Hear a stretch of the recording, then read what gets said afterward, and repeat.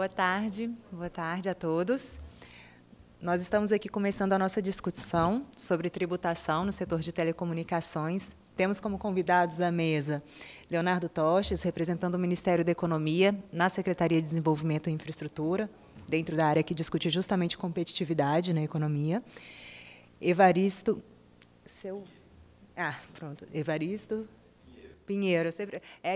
Já é tanta relação que fica só no primeiro nome, né, Evaristo? Evaristo Pinheiro, da BPP, que é um escritório de advocacia e também consultoria tributária nas áreas de comércio exterior, regulação e institucional, que atua no nosso setor também, dentre outros setores privados. E da LCA Consultores, Cláudia Viegas, também já conhecida nossa, atua nesse tema, dentre várias análises econômicas, atua também no tema da tributação, já participou da temática da discussão conosco. Então, boa tarde a todos. Boa tarde. Para dar uma dinâmica interessante aqui para a nossa discussão, vou começar com você, Cláudia. A gente sabe que trouxe aí alguns números e uma visão sobre a questão, então, por favor, passa a palavra. Obrigada, boa tarde a todos. Eu reuni aqui alguns dados mais da conjuntura econômica atual para dar um pouco das condições de contorno desse debate. E é muito bom estar aqui com vocês, muito bom estar aqui ao vivo, de novo, né? Há tanto tempo que a gente não se via, sempre bom revê-los. Vou falar brevemente para a gente ter mais tempo para debater as questões. Então, começo falando aqui do PIB, para a gente entender. Aqui a gente vê o PIB. Então, a gente tem uma crise importante desde 2014, 15 e 16 são 2 anos consecutivos com queda, a gente não via isso desde a década de 30, desde da crise de 30 e 31, e de lá para cá a gente não conseguiu recuperar ainda essas perdas econômicas, a pandemia agrava essa situação, a gente recupera parcialmente isso em 2021, e infelizmente 2022 e 2023 a gente não encontra aqui estatura, fôlego para conseguir suportar um crescimento econômico que, de fato, retome essas perdas dos anos recentes. As expectativas, as projeções da LCA apontam que só em 2027 a gente volta a ser o que já foi em termos de renda per capita em 2013. Então, é uma perda considerável de mais de uma década aqui em termos de renda per capita. Isso afeta muito, para falar de tributação, isso afeta muito consumo. Me ajuda com a próxima, please. Aí a gente pode passar para a próxima, por favor. O endividamento e inadimplência aumenta bastante. As famílias endividadas aqui já contam com 77% das famílias estão endividadas, 29% delas já contam com atrasos em pagamentos. Coloco essa tela aqui para a gente ver o quão relevante é falar de preço, para que a gente consiga ter uma ampliação de acesso dos serviços de telecom.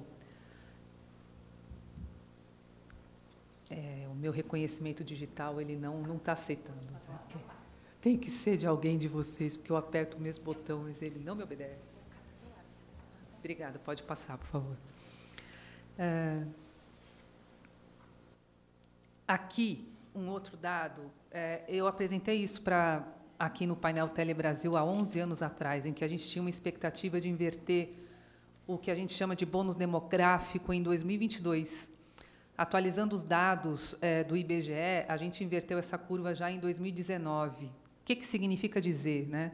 Os economistas eles usam esse termo de razão de dependência, em que você pega a população abaixo de 14 anos, soma com a população acima de 65 anos. Essa é a população que a gente chama de população que já está em vias de ou fora do mercado de trabalho. E divide isso pela população que está no mercado de trabalho. Então, quando você tem um bônus demográfico, você tem mais gente trabalhando em relação a pessoas fora do mercado de trabalho.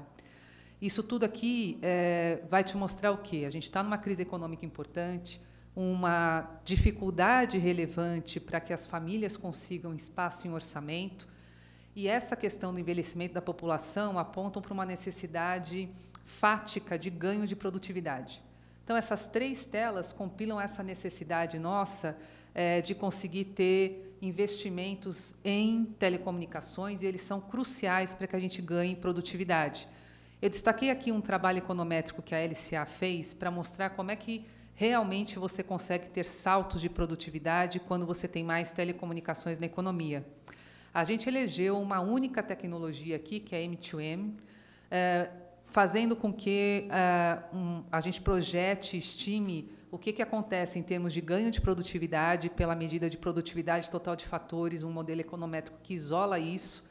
1% a mais nas conexões de M2M faz com que a gente tenha um ganho de 0,025% de produtividade total. Quando você aumenta em 1% a sua produtividade total, o PIB cresce em 1,1%.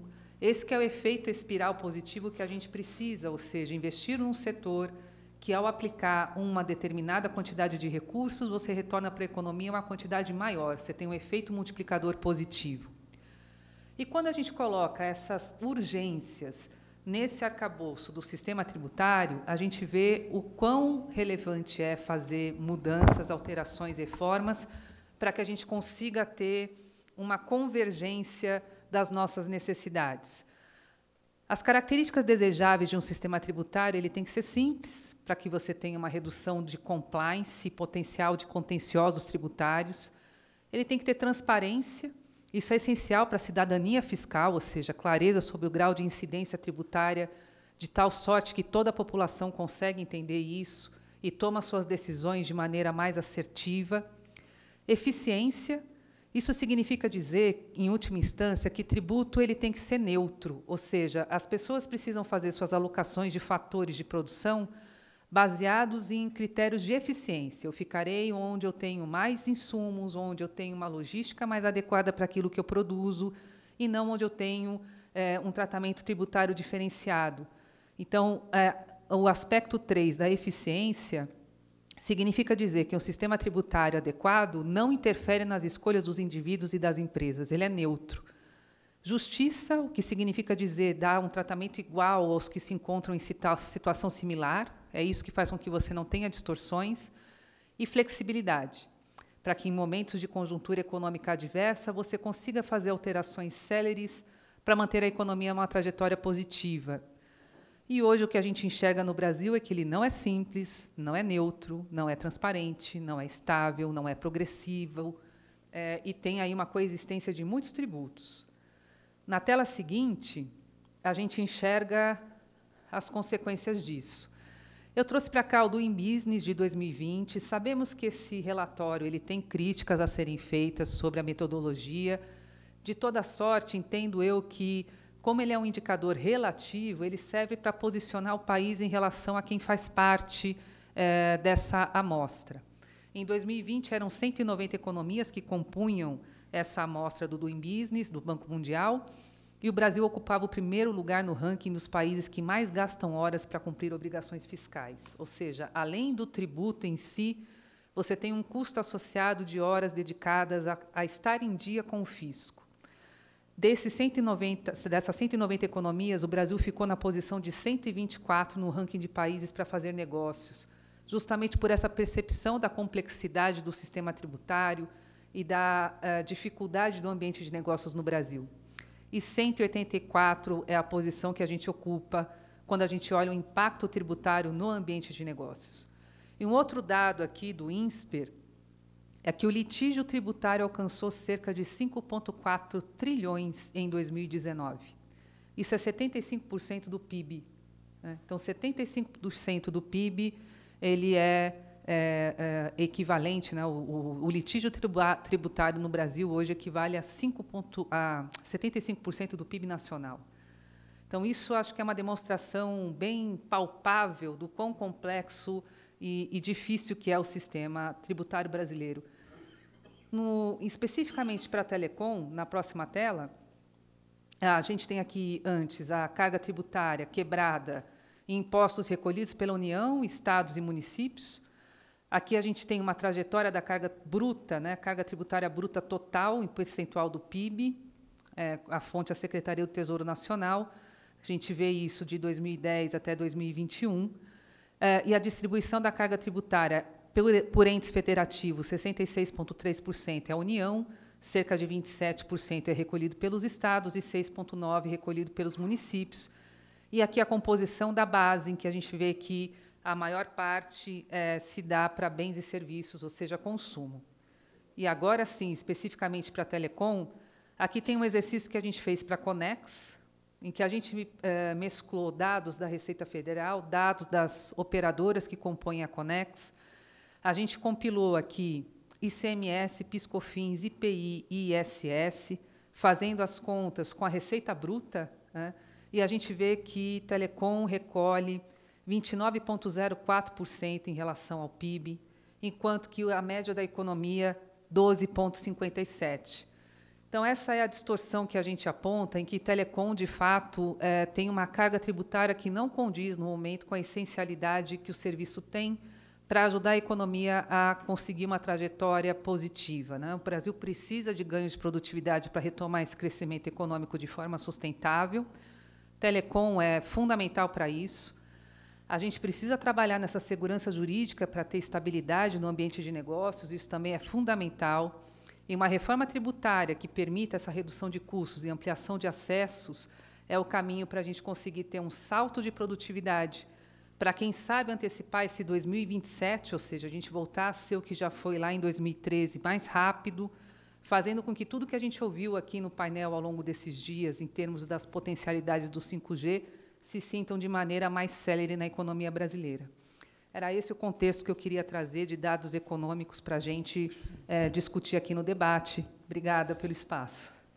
Eu que agradeço, Cláudia. Sua apresentação muito rica, dá vários ganchos, na verdade, para a gente debater aqui. Nosso tempo vai ficar até curto. E, alinhavando alguns pontos que me chamaram a atenção, justamente você traz essa questão de que nós, enquanto país, precisamos olhar a produtividade para conseguir ter esse avanço, esse desenvolvimento econômico, mostra como que a conectividade tem esse impacto positivo no PIB, então uma relação direta e mais que proporcional, ainda não é 1 para 1, é mais do que 1 para 1.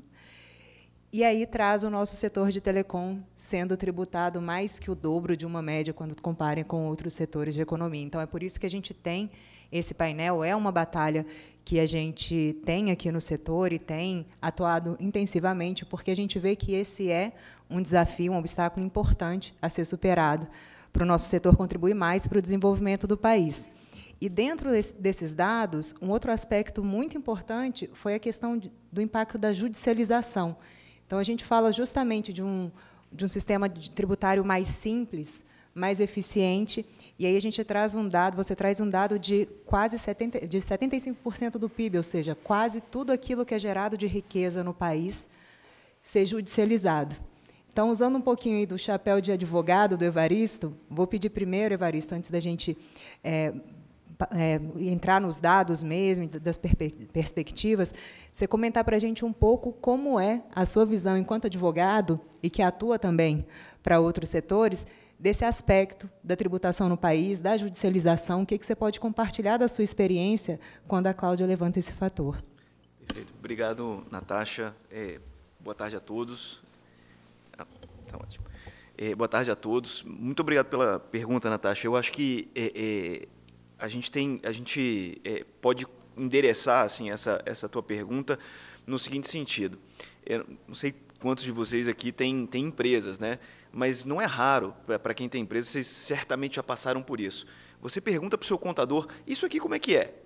Você nunca recebe uma resposta assertiva e assim, pô, estou seguro, é isso. Principalmente com alguns tributos. PIS/COFINS, né? O computador fica ali meio sambando. É exatamente isso que acontece com o auditor da Receita também, com o que está lá na ponta auditando as empresas. Porque ele não sabe direito ali, é uma legislação que há 5 anos atrás tinha 1.200 páginas PIS/COFINS. Então, assim, se você fosse imprimir toda a legislação de PIS/COFINS. Então, eu queria começar por isso. A gente enfrenta um grande desafio, Cláudia comentou ali na apresentação dela, a simplicidade é um dos grandes desafios aqui e que é o que é o desejável para um sistema tributário justo. Eu acho que esse é o desafio primário que a gente tem aqui na reforma tributária. Não só simplificar a norma, o conceito da tributação, mas efetivamente simplificar a interpretação. Porque eu acho que esse é um ponto relevante aqui. A gente, dos 4 principais tributos aqui que incidem aqui no setor, 3 deles são os campeões de judicialização aqui no Brasil. ICMS é o campeão nacional de judicialização, PIS/COFINS vem em segundo lugar, e o terceiro, ISS, ele vem também em terceiro lugar, e aí tem um outro, quarto, que a gente não trata muito aqui, mas é a contribuição previdenciária. Então, esses tributos aqui, eles representam mais ou menos ali 80% de toda a judicialização que tem no Brasil. Qual é toda a judicialização que tem no Brasil? O Brasil tem hoje mais ou menos 75 a 78 milhões de processos no Poder Judiciário. 36% é tributário, né? E não é tributário, por exemplo, Leonardo entrando com mandado de segurança contra não, você não pode entrar contra a União, né, Leonardo? Mas eu posso. Então, não é o Evaristo entrando com mandado de segurança contra a União, é execução fiscal. É a União, ou o Estado, ou o município entrando com uma cobrança contra o contribuinte. Só esses processos representam 36% de todos os processos do Brasil. Então, mais ou menos 22 milhões de processos, né, que a gente tem. Então, esses 5 trilhões de reais sob discussão, são mais ou menos 22 milhões de processos, né, dentro do dado que Cláudia trouxe. E aí, dito isso, o que a gente precisa, assim, como é que a gente lida com esse nível de judicialização? Eu acho que são 2 pontos aqui importantes para a gente não ficar só, né, na crítica e não apontar ali algum horizonte, né? Acho que a gente tem 2 grandes desafios aqui. O primeiro é o baixo nível de especialização geral, né, de quem lida com o sistema tributário brasileiro. O que a gente quer dizer com isso, né? Apesar dos auditores terem dúvida, como eu comentei, eles são os mais especializados que tem. O resto do ecossistema tributário nacional é, em geral, pouco especializado. Então, o que eu quero dizer com isso?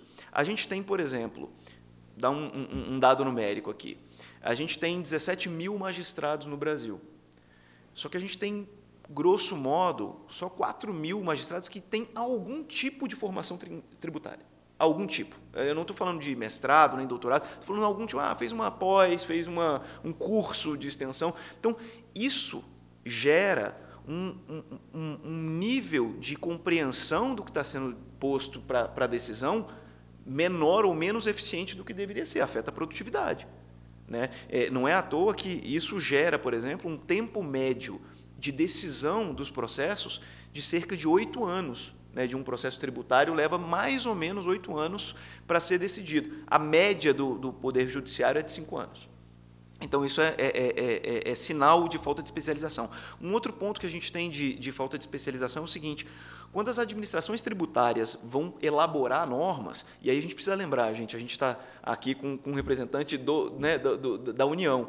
A União é ultra especializada, tem muitos meios de fazer, mas, em geral, as administrações tributárias, nem todas, né, algumas são ultra especializadas, mas nem todas têm o nível de especialização que a União tem, ou que o Estado de São Paulo tem, que o Estado do Rio de Janeiro tem, por exemplo. Não tem o mesmo orçamento para ter esse nível de especialização. E, ainda assim, na elaboração das normas tributárias, conta-se muito pouco com a sociedade. Tem muito pouco consulta pública, tem pouca participação de especialistas externos na elaboração das normas, né, por parte das administrações tributárias. Então, não é à toa que o ICMS é o campeão de judicialização no Brasil. Então, acho que isso é um ponto importante. Então, especialização dos magistrados, contar com o apoio da sociedade na elaboração das normas, investir em varas especializadas. A gente tem poucas varas especializadas em tributário, né, as varas de fazenda pública são em quantidade insuficiente aqui hoje no país. Então, esses 3 pontos aqui que falam de especialização, acho que conduzem a resultados menos eficientes ou subótimos em relação à velocidade e à solução mesmo, à administração da justiça tributária aqui no Brasil. Então, isso é um ponto relevante. O outro desafio, que eu acho que a gente precisa ter, e aí já acabo, tá? O outro desafio que a gente precisa atacar é na interpretação. Bom, se o auditor lá na ponta tem dúvidas quanto à interpretação, a gente precisa melhorar a forma de interpretação. Uma delas, acho que seguramente a gente vai falar aqui, é a reforma tributária, ela pode ser, não tem garantia de que será, tá? Uma melhoria no ponto de vista de interpretação, tá, gente? Então, a gente precisa melhorar o treinamento das pessoas que lidam, né, com a interpretação, e seria muito positivo, isso é uma falha que a gente tem, inclusive, no âmbito federal, de pré-interpretar as normas antes de aplicar, antes de emitir a autuação fiscal. Isso é muito raro acontecer. A gente tem pouca solução de consulta, a gente tem pouca interpretação prévia e a gente tem pouco mecanismo alternativo de solução de conflitos. A União, né, avançou bastante desde 2020 com a legislação de transação tributária, só que a gente tem um resto do país inteiro que está muito atrás nesse tipo de autocomposição ainda. Então, isso é essencial. Outros países, por exemplo, como Portugal, Itália, eles admitem, inclusive, arbitragem no âmbito tributário. A legislação brasileira ainda não permite isso. A transação avançou, a gente teve recentemente a Lei 13.945, que também ampliou a possibilidade de transação fiscal, mas a gente pode mais, a gente pode fazer mais, né? Então, eu acho que isso, encerro por aqui essa intervenção, mas eu acho que temos esses dois desafios, Natasha, para resolver.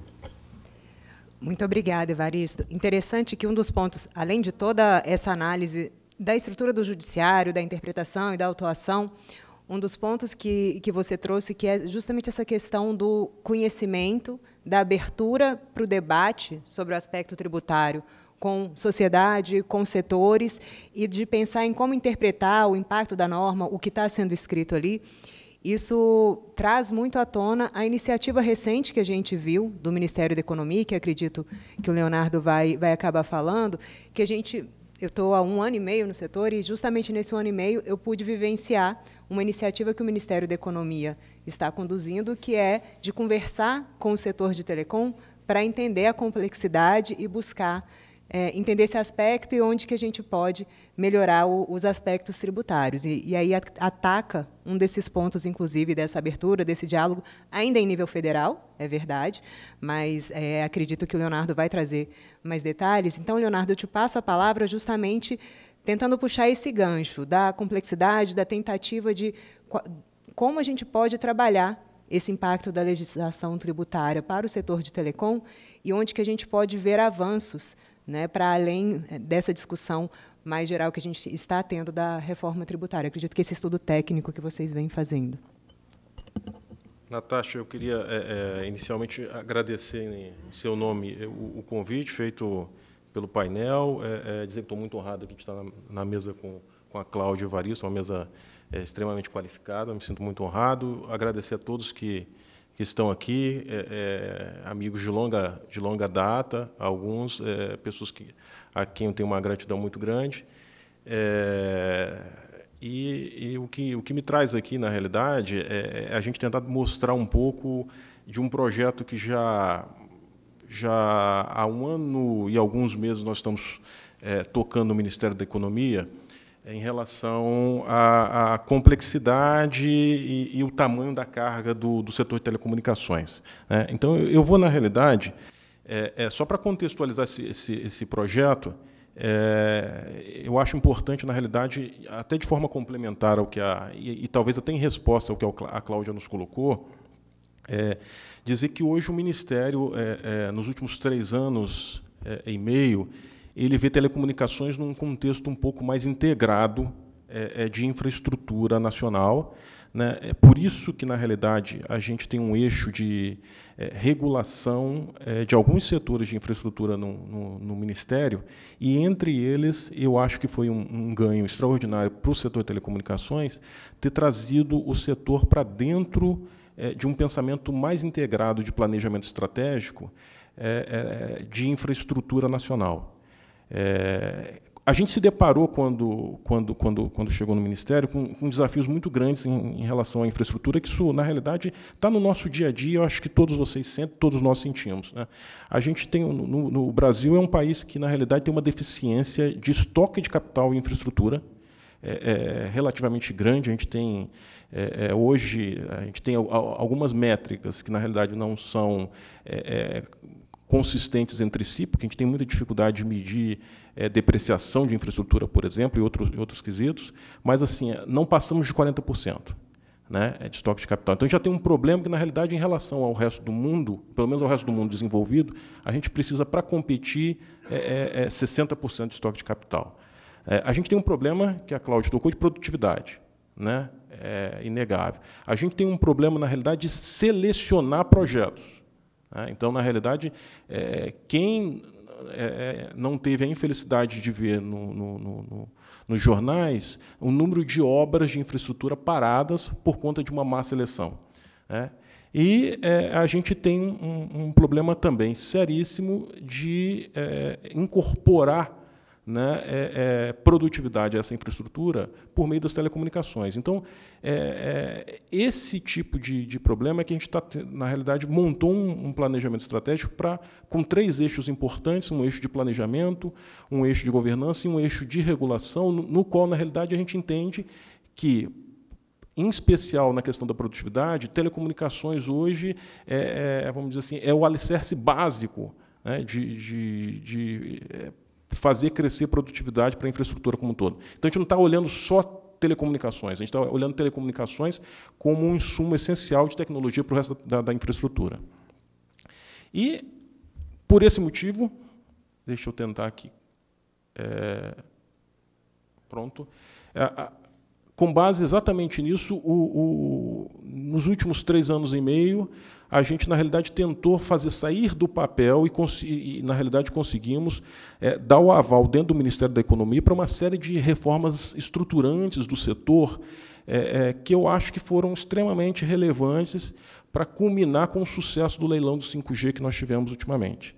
Tá? Eu não vou... eu trouxe aqui para demonstrar o quanto se avançou, quem está no setor, e aí eu falo com alguma propriedade, porque, na realidade, eu sou do setor já desde 2007, eu sou servidor de carreira da Anatel, a gente sabe que algumas reformas estruturantes como essas, a gente já discutia há décadas, né? E, nos últimos 3 anos e meio, nós conseguimos tirar muitas delas do papel.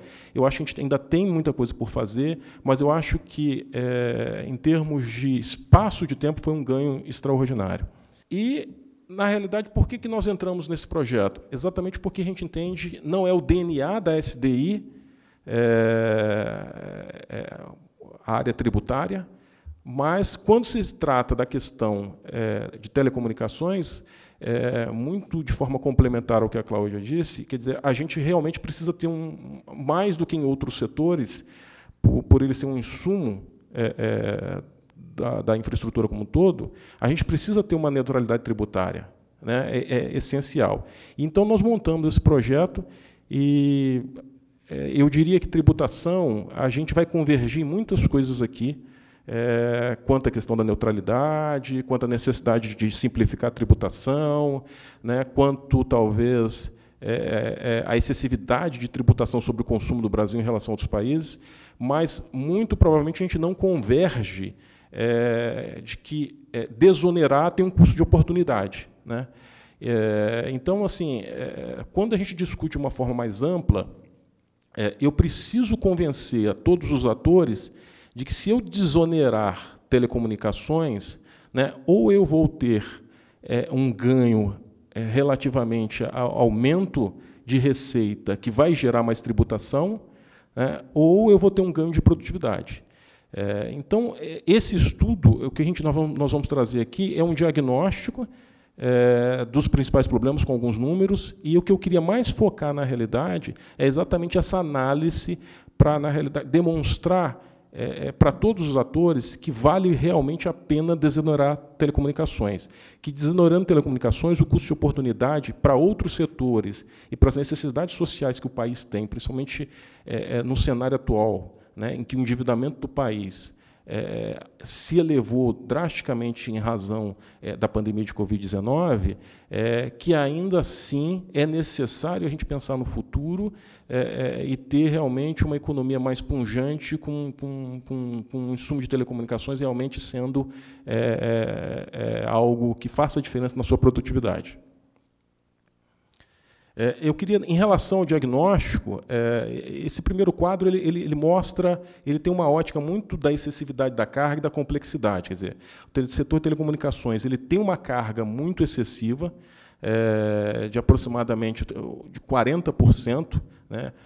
E ele tem uma complexidade, porque, na realidade, ele tem praticamente quase todos os tributos existentes na nossa estrutura tributária. Ele é complexo também porque, na realidade, tem diversos regimes tributários, né? Eu trabalho com tributação em setor de telecomunicações, no Simples Nacional, no lucro presumido, no lucro real, e eu, ainda que de forma não rigorosa, diria que, na realidade, a gente tem um quarto, né? Porque em muitos estados, a gente, na realidade, tem empresas trabalhando no lucro real com uma alíquota diferenciada em relação a empresas maiores. Então, o número de regimes também é elevado. Além disso, a gente também tem um problema relativamente ao custo administrativo, né? Hoje a gente se gasta muito tempo para cumprir as obrigações tributárias dentro das empresas de telecomunicações. A gente vai trazer um número aqui. Hoje a gente tem, só para cumprir a obrigação tributária no setor de telecomunicações, aproximadamente 250 milhões ano. Tá? Então, dentro desse projeto, na realidade, a gente olha como é que nós estamos em relação ao resto do mundo. Né? Então, a gente fez um benchmarking bastante abrangente e percebeu, por exemplo, 2 problemas bem latentes. O problema da carga já era esperado, né? Isso acho que é consenso na economia como um todo, entre todos os setores, entre todos os formadores de política pública. Mas tem um outro problema que talvez as pessoas não percebam, é que, em parte significativa dos países, você tem um tributo sobre consumo de telecomunicações que ele é não cumulativo. E quando a gente enxerga o país, o Brasil, a gente tem um sério problema que, na realidade, quando empresas de outros setores consomem telecomunicações, né, tem a sua fatura, ele não consegue aproveitar o crédito de ICMS em razão de uma limitação da Lei Candir, pelo menos até 2033. Então, isso num cenário que a gente quer que, na realidade, outros setores da economia, outros setores de infraestrutura, tenham cada vez mais consumo de telecomunicações para ganhar produtividade, é algo que é inconcebível. Então, é um outro problema que a gente tem em relação ao resto do mundo. Tá?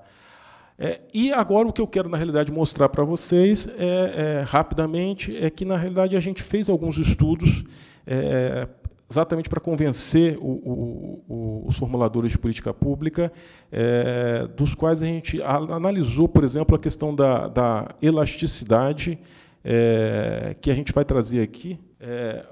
Eu acho que um ponto importante é dizer a gente quer dizer para o formulador de política pública, olha, se eu reduzir o preço da sua banda larga fixa, aqui nós trouxemos um exemplo da banda larga fixa imóvel, né, quanto que eu aumento o consumo de banda larga fixa? Quer dizer, a cada 1% de redução de preço, eu aumento 1,92% de consumo de banda larga fixa e aumento 0,15% de demanda de telefonia móvel. Tá? Então, a gente já percebe por esses números que a gente tem uma oportunidade muito grande para convencer os formuladores de política pública, olha, pelo menos na questão da banda larga fixa, vale bastante a pena a gente desonerar.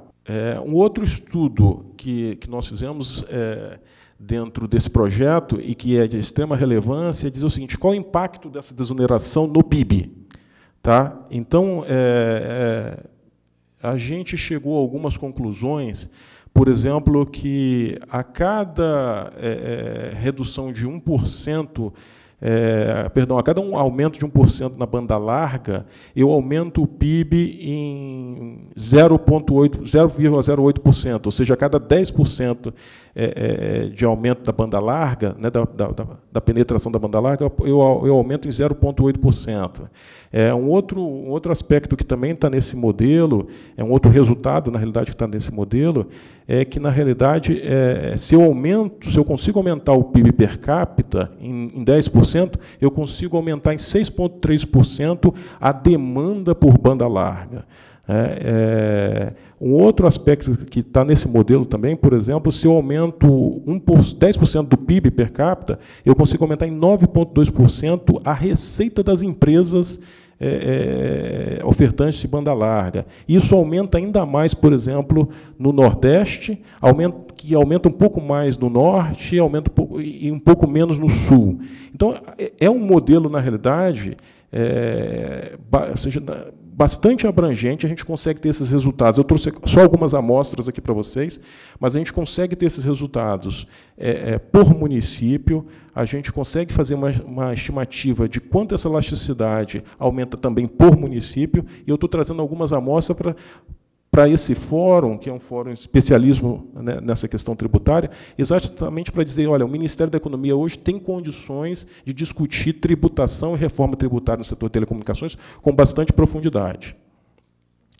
E um último resultado, que eu acho que também é extremamente relevante e que muitas pessoas se perguntam, olha, se eu desonerar, quanto disso vai realmente para a redução do preço do consumidor, quanto vai para investimento e quanto, na realidade, vai para o lucro do empresário do setor de telecomunicações.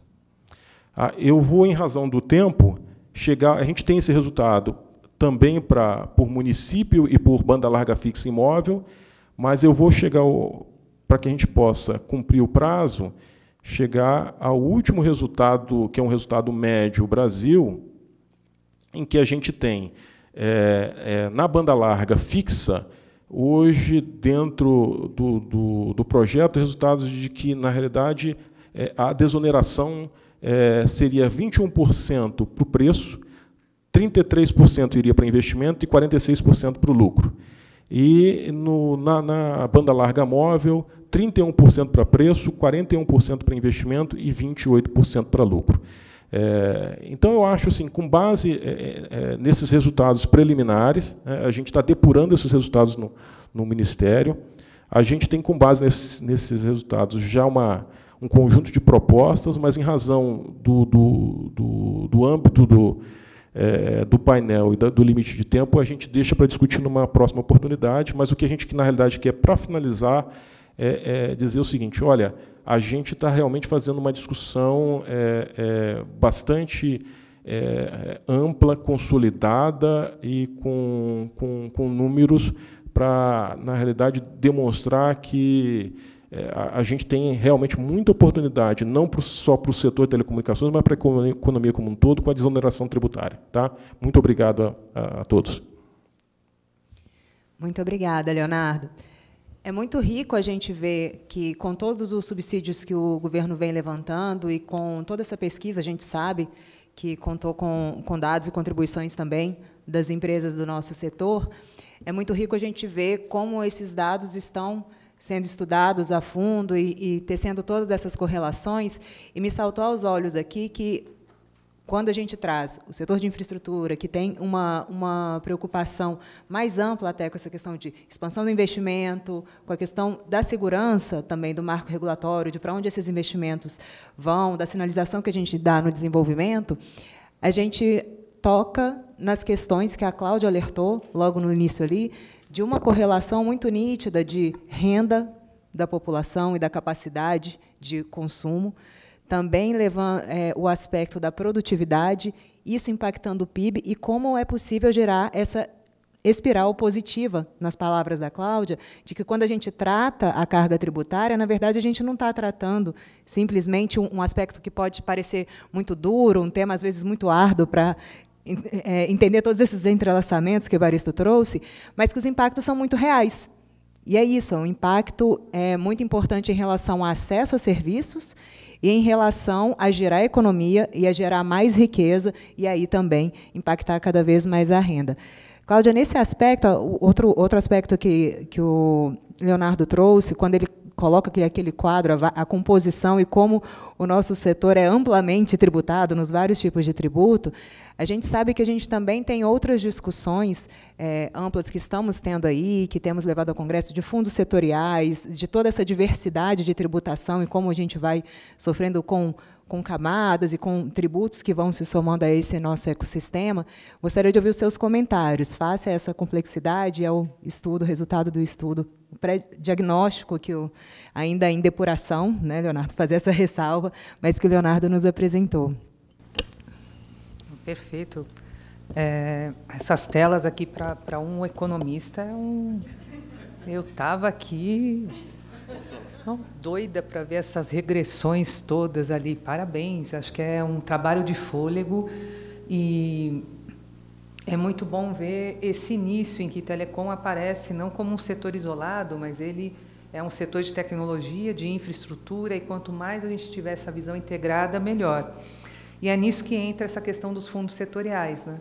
Similar ao que a gente vê também em outro setor essencial, que é o de energia elétrica, conforme você vai avançando e essas necessidades, é muito difícil, de fato, a gente gerenciar o Brasil. Ele tem dimensões continentais, ele tem diversidades muito específicas, desigualdades regionais. Então, por mais bem intencionado que seja você criar um fundo, acaba tendo ali na conta final do consumidor uma sopa de letrinhas, similar ao que a gente vê também em energia elétrica, e que você até tem dificuldade de depurar qual é o preço final. Então, acho que é um excelente início da gente pensar o setor dentro de um setor de infraestrutura. Isso dá uma capilaridade muito grande, aproxima a esplanada como um todo, ou seja, não é um setor que fica encapsulado numa única pasta, tem que ter essa difusão por todas as pastas e esse cuidado, porque se a gente for criar fundos setoriais, ou seja lá, qualquer outra questão que se crie, por mais intencionado que seja, você acaba tendo distorções no preço final ao consumidor e isso onera o preço. Então, naquele aspecto de você ter uma transparência, significa dizer que você sabe exatamente o que você está pagando ao final e o destino que se dá. E então, para o futuro também, eu acho que seria bem importante a gente caminhar para uma reforma tributária ampla, né, em que você tenha menos excepcionalidades, né, de tal sorte que você consiga ter um tratamento adequado para os tributos federais e estaduais. É isso que vai caminhar também para esses aspectos de segurança jurídica, em que a gente consiga ter um ambiente de negócios com maior transparência e facilite a tomada de decisão dos empresários. E esses fundos todos que a gente tem hoje, uma melhor coordenação para que a gente consiga ter uma aplicação efetiva para aquilo que ele foi idealizado, sem que você tenha um desvio de função e que acabe, no final do dia, onerando o consumidor final e gera esse efeito espiral negativo, né? Então, você acaba não conseguindo fazer com que o consumidor se beneficie disso e a economia padece. Então, acho que um diagnóstico bem feito é sempre um excelente caminho e um bom início para que você consiga ver as áreas de atuação, e acho que não tem como... o bom de, se é que pode se dizer assim, mas um aspecto que um período alongado de crise nos dá é que a gente não tem mais espaço para erro. E sempre é difícil, em qualquer governo, você fazer uma discussão de reforma tributária ampliada. Mas acho que a gente chega numa situação econômica em que a gente não tem, de fato, condições de seguir da maneira que a gente está seguindo. A gente vai patinar, e dificilmente a gente vai conseguir enxergar todas as potencialidades. Então, acho que como olhar para frente de fato, colocar no início da fila essa reforma tributária, junto com a reforma administrativa, que aí você olha o orçamento público pela ótica de gastos e pela ótica de receita. Lembrando que a carga tributária é sempre reflexo daquilo que a gente espera que o governo faça, né? A gente, no fundo, quando a gente tem uma política pública em andamento, ela acaba definindo gasto. A tributação é resultado. Então, fazer uma reforma administrativa para que você tenha uma maior racionalização dos gastos públicos e uma reforma tributária para que você tenha um ambiente mais adequado, aí tudo engrena. Então, acho que temos aí um ambiente propício para isso. E falando em ambiente propício, vou usar o outro chapéu do Evaristo para contar para a gente um pouco como que está esse ambiente. Quando a gente fala de reforma tributária, a gente vem acompanhando, temos essa vitória recente, inclusive, do reconhecimento de telecomunicações como essencial. Então, na fala do Leonardo, e agora a gente pode dizer que tem isso, inclusive, em lei, reconhecendo o setor de telecomunicações como um setor essencial. Mas a gente vem acompanhando as diversas batalhas que envolvem a discussão de tributos no Congresso, e a gente sabe que você, Evaristo, acompanha de perto. Então, falando de desafios, de mudança, a gente sabe que todo esse resultado dos estudos que estão sendo feitos, todas as provocações que a Cláudia trazem, para serem implementadas, passam por discussões legislativas. Então, o que a gente pode esperar desse ambiente? Como está agora? O que, na sua análise, a gente poderia ter de perspectiva para essa discussão? Perfeito. Obrigado, Natasha. Bom, primeiro, parabéns, Leonardo, pelas preliminares aí do estudo. Eu achei, assim, realmente, não sou economista, né? A Cláudia deve ter gostado mais do que eu, mas eu achei muito interessante as conclusões, né? A essencialidade e a conclusão de que realmente desonerar é bom para o país, né? Desonerar telecomunicações.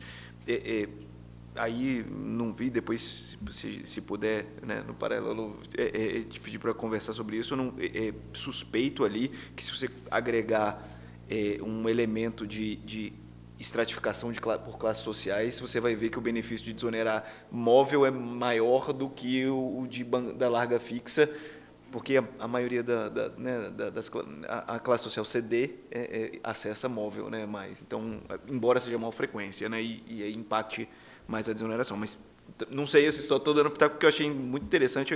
Eu achei que era interessante esse comentário para saber se foi levado em conta.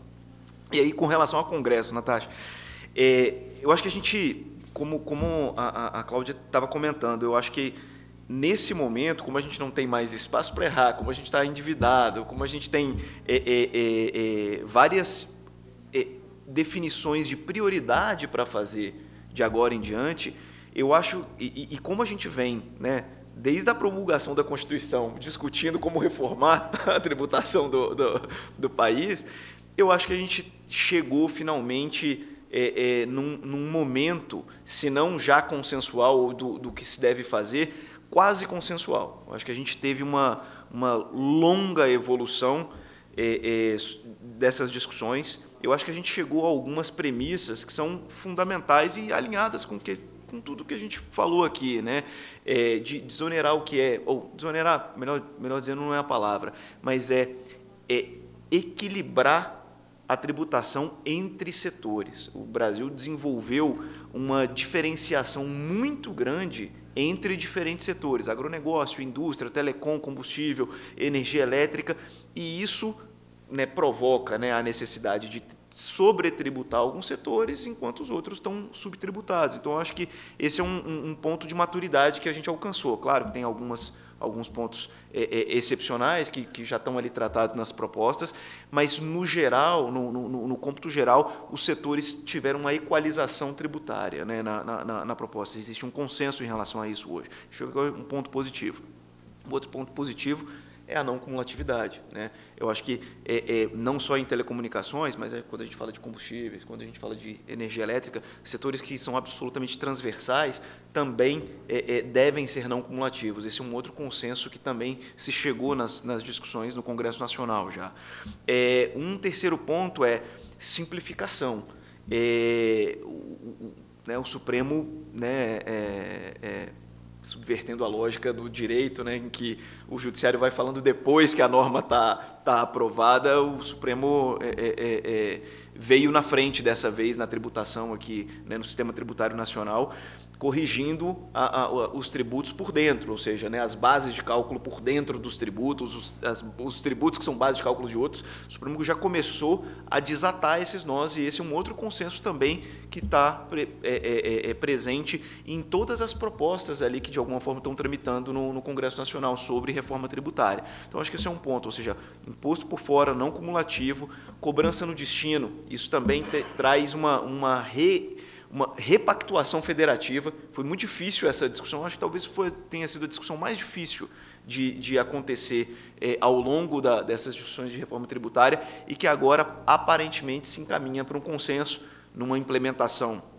de, né, grosso modo, 6 anos, né, dessa transição, e administrativamente de 40 anos, né, bastante tempo, mas eu acho que é importante dizer isso. Não é da tributação em si, mas administrativamente se coloca um longo prazo para ajustar, né, para fazer os ajustes que sejam necessários. E o outro é o crédito financeiro, que eu também acho que o Leonardo abordou na apresentação dele, de que você gasta com telecom ou gasta com qualquer tipo de aquisição para produzir produzir o bem ou prestar o serviço que você vai vender, e eventualmente você não consegue compensar o tributo que você pagou na etapa anterior, né, que é o que a gente chama de resíduo tributário. Isso também está sendo corrigido em todas as propostas que estão tramitando, né, sob o ponto de vista de crédito financeiro. Então, acho que, no geral, então a gente tem assim, basicamente 3 grandes propostas ali que teriam alguma chance de avançar. A primeira é a unificação do PIS/COFINS, vem lá do governo, né, do ex-presidente Temer, já uma proposta, uma ideia de unificação do PIS/COFINS. Isso foi materializado agora no 3887, né, no atual governo, no ano de 2020. Então, é a proposta da criação da CBS, né, da Contribuição sobre Bens e Serviços. Ela unifica, né, PIS/COFINS, dentro dessas premissas que comentei antes com vocês, né, crédito financeiro, né, não cumulatividade. Só que ela está paralisada, a tramitação dela na Câmara dos Deputados, e ela tem um problema, gente. Primeiro que a alíquota veio em lei e veio 12%, ou seja, isso significa um aumento de carga tributária. Então, dificilmente ela tem ambiente para avançar, pelo menos hoje, na situação atual, no Congresso. Eu acho que é importante dizer isso, né? Embora a gente tenha um relativo consenso hoje, até o final do ano, ou pelo menos até as eleições, é muito pouco provável que algum projeto avance de forma a ser aprovado no Congresso Nacional, seja ele qual for. Na percepção, né, no tempo da política, não comporta uma discussão como essa, até porque ela vai impactar, né, o governo seguinte, seja ele de continuidade ou de contestação, né, de oposição. Então, acho que esse é um ponto importante. Também, a 3887 ela representa uma outra coisa que eu acho que tem a ver com o que Cláudia estava comentando. Na ansiedade ou na falta de tempo para perder, o governo e o Congresso eles vão aprovando partes de reforma tributária na impossibilidade de aprovar uma reforma ampla. Então, isso reforça a necessidade de aprovar uma reforma ampla. Então, a 3887 é isso, ou seja, é a unificação do PIS/COFINS dentro dessas premissas. Agora, a lei complementar dos combustíveis, o PLP 11, né, que foi a lei complementar 192, também veio com essas premissas de não cumulatividade, de crédito financeiro, né, para combustíveis, mas também era parcial, né, e impactava os estados, né, agora com a essencialidade impacta os estados, né, então os estados resistiram, né, a gente tem 2 ADIs, né, propostas contra uma contra a 192 e a outra contra a 194, por conta disso, porque os estados perdem, né, a arrecadação nesse formato, muito embora a norma seja absolutamente meritória e reconheça a essencialidade, né, dos 3 setores. E aí a gente tem a emenda constitucional 109, que ela procura, uma das coisas também que vai ser necessário discutir em algum momento, para que a gente tenha uma simplificação tributária, redução de subsídios, fundos setoriais e esses penduricários, né, dessas cobranças, dessa sopa de letrinhas, como disse a Cláudia, que vem na conta de energia elétrica, na conta de serviços, né, de telecomunicações. Então, tudo isso para dizer o seguinte, a gente tem em termos de reforma tributária, uma PEC que tem muita chance ou que está mais avançada a discussão, que é a PEC 110. Ela traz todos esses elementos que a gente comentou aqui, está pautada, né, está na ordem do dia da Comissão de Constituição e Justiça para ser votada e tende a ser votada no início de um próximo governo, seja ele qual for. Então, essa é a boa notícia. Eu acho que a gente tem, sim, um consenso para avançar nessa reforma tributária ampla, como estava dizendo a Cláudia. Obrigado. Obrigada, Evaristo. Da nossa parte, é torcer para que, enfim, venha esse efeito colateral positivo, essa externalidade positiva da crise e abra espaço, de fato, para a gente continuar com esse debate, conseguir aprovar essa reforma, consolidar esse quadro de reforma ampla, né, que você trouxe ao final. E aí eu já recebi 2 plaquinhas de tempo esgotado, né, com um disclaimer que eu sei que a gente começou um pouco atrasado, então nós tivemos um pouquinho o nosso tempo prejudicado. Então, Leonardo, eu vou te voltar a palavra para as suas considerações finais, dado que eu concedi 2 rodadas aqui para os demais, mas vou pedir, se possível, que você seja breve também, porque nós vamos, daqui a pouco, receber a 3ª plaquinha, né, para o próximo workshop. E aproveitar e agradecer a todos pela participação, pelo rico debate. É sempre um aprendizado me sentar aqui ao lado de vocês. Leonardo, por favor. Eu quero ratificar os agradecimentos aí à organização do evento para a gente debater esse tema da tributação.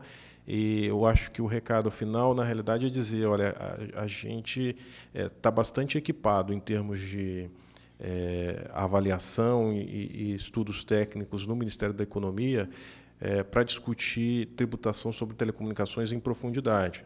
A gente tem números bastante convincentes. A gente entende, como eu havia dito na minha fala, existe um custo de oportunidade toda vez que você desonera. Isso precisa ser levado em consideração, em especial num país com necessidades sociais gigantescas como o nosso, com desigualdade de renda elevadíssima. Então, eu preciso, na realidade, no processo de convencimento, é altamente necessário que eu convença o formulador de política pública, olha, desonerar vai levar a mais renda e a mais arrecadação de tributo, e nós continuamos, na realidade, dentro de um ciclo virtuoso, melhorando a produtividade intrínseca de telecomunicações, melhorando a produtividade do restante da economia, em especial quando a gente vê uma economia cada vez mais incorporando tecnologia para se tornar produtiva. E a gente, na realidade, tem condições hoje de fazer essa discussão com bastante riqueza. Então, a gente está à disposição no Ministério da Economia para tentar, na realidade, demonstrar os números, em algumas oportunidades, como o Evaristo colocou, até mostrar que a gente tem uma estratificação das elasticidades também por região, que vai trazer, aquele é um número médio, mas que vai trazer algum alento à questão que você colocou. E a gente está à disposição lá na SDI para discutir e para receber contribuições. Muito obrigado. Muito obrigado, Leonardo. E pode ter certeza que o nosso setor vai continuar atuando por essa equalização e também para dar mais voz a essa questão da produtividade, dos avanços na desoneração. Muito obrigada a todos. Obrigada a todos que participaram conosco. Peço desculpa que não pudemos abrir para perguntas, mas lembrando que o vídeo fica disponível depois e teremos mais debates destes, com certeza, aqui. Muito obrigada a todos.